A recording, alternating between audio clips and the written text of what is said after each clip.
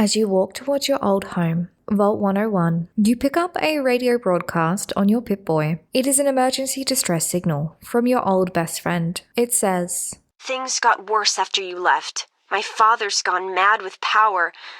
If you can hear this, please stop looking for your dad and help stop mine." Hello and welcome to Anatomy of Fiction. In today's video, we will be discussing whether or not the overseer of Vault 101 was power hungry, or he simply believed he was protecting his people. To understand this character, we must first go over several things. These include the history of Vault 101. So what caused the construction of this vault, what went on in the vault until Alphonse became overseer, and what occurred during his term as overseer until the Lone Wanderer and their father would escape. We also need to discuss what the experiment that went on inside of Vault 101 was, and decide whether or not this experiment was followed and was it actually successful. Along with this, how has the overseer behaved throughout the Lone Wanderer's life? To begin, we should start with the history of Vault 101.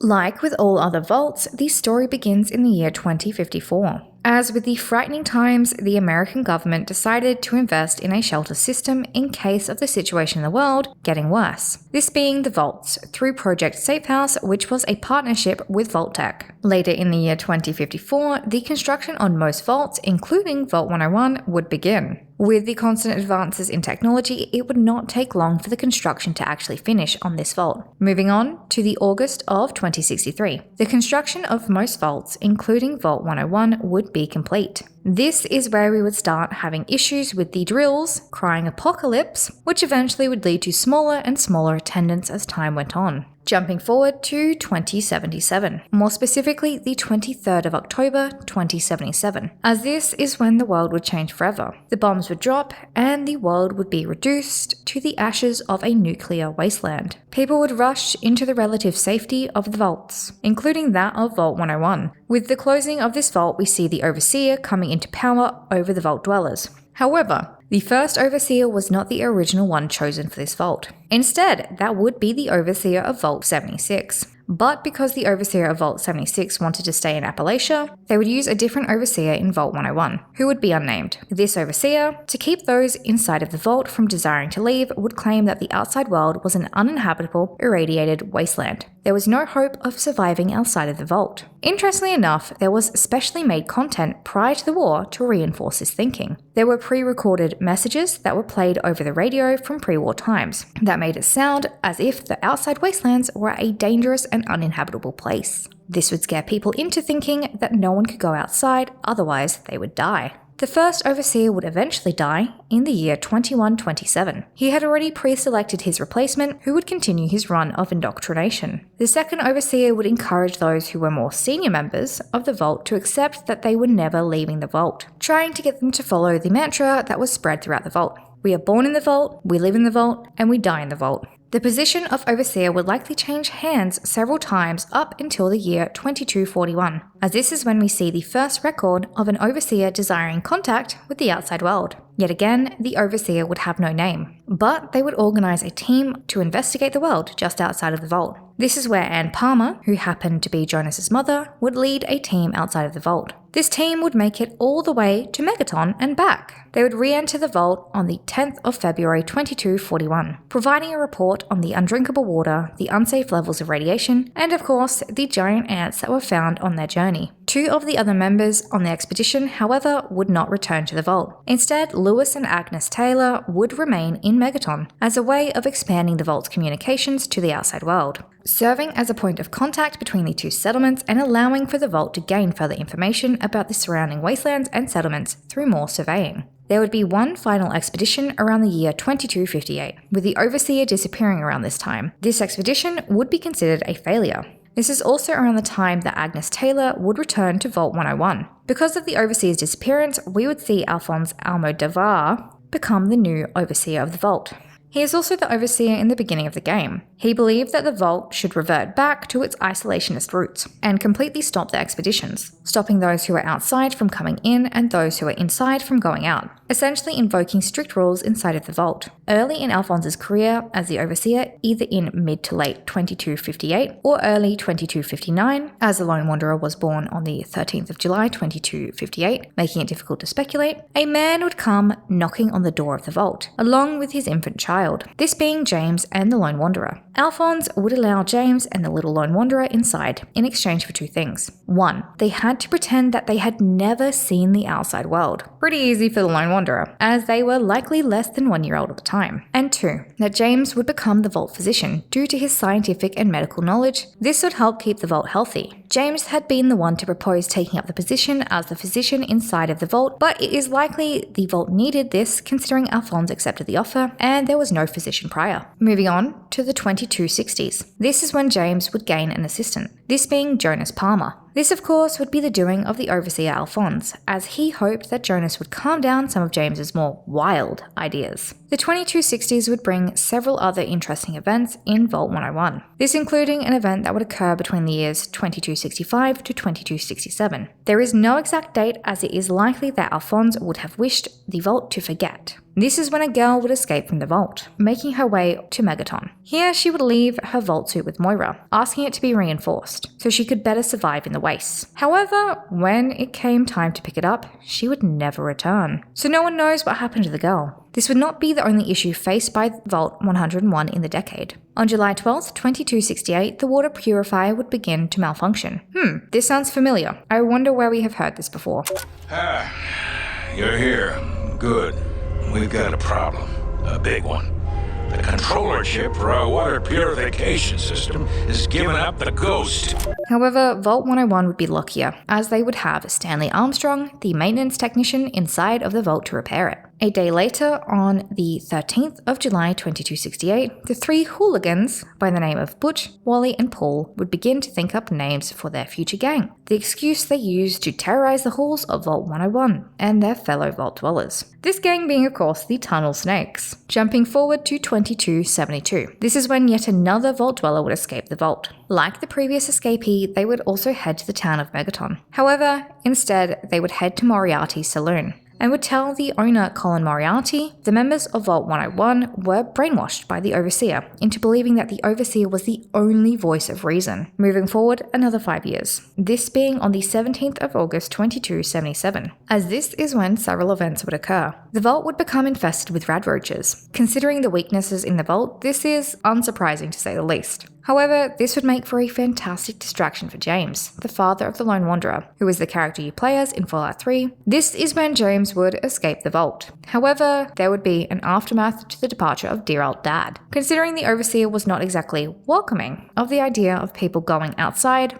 He, along with head of security Stevie Mack, would question Jonas, your father's assistant, and things would become heated. And as things do, they would go a little too far, leading to Stevie getting rid of Jonas. With a look in good old Stevie's eyes, it was just a matter of time until something like this happened, this being where the game truly starts. So now that we have discussed the history of Vault 101, we should move on to the experiment inside of the vault.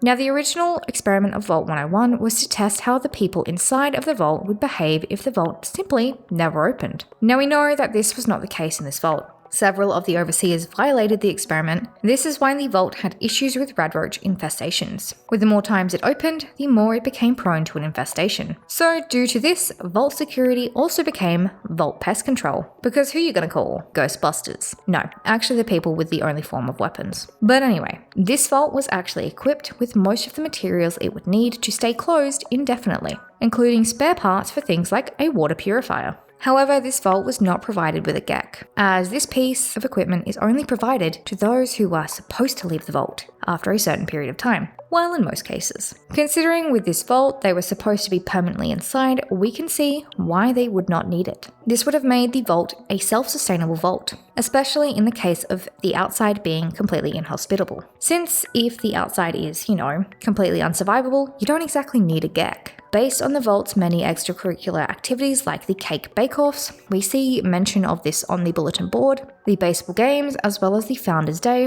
which of course was used to celebrate the Overseer and his voice being the only voice of reason. The devotion to the Overseer is just a little Orwellian. 1984, anyone? But anyway, along with the educational system that was provided, the vault could have had a thriving civilization under the right guidance for several generations, without any need for outside interaction, especially if we ignore any genetic issues challenges arising from such a small population. The vault would essentially play as an isolated small town if we compare it to our non-post-apocalyptic civilizations. Now that we know what the experiment was inside of the vault, and that the vault failed to complete it, we should move on to the Overseer. In the beginning of his tenure as Overseer, we do see some decisions being made that actually positively impacted the vault, like bringing in James and the Lone Wanderer. In part, this may seem like a problematic decision, especially because of Alphonse's decision to revert back to the isolationist era of Vault 101. However, what makes this a positive decision is that the vault prior to them had no real medical staff. So, if someone was to be suffering from a medical condition more serious than a case of the sniffles, they were unable to have proper medical treatment.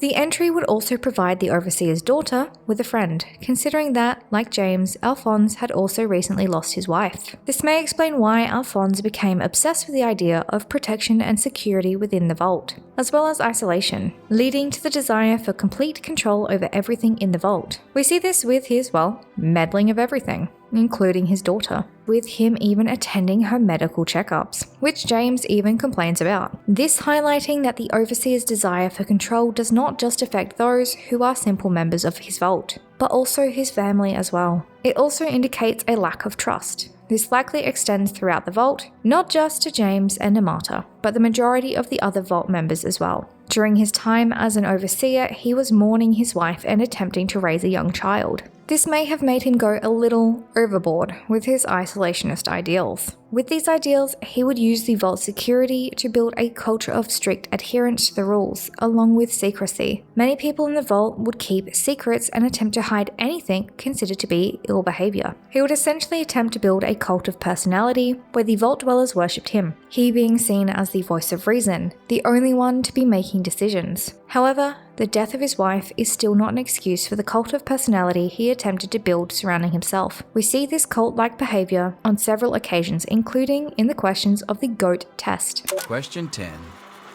Who is indisputably the most important person in Vault 101?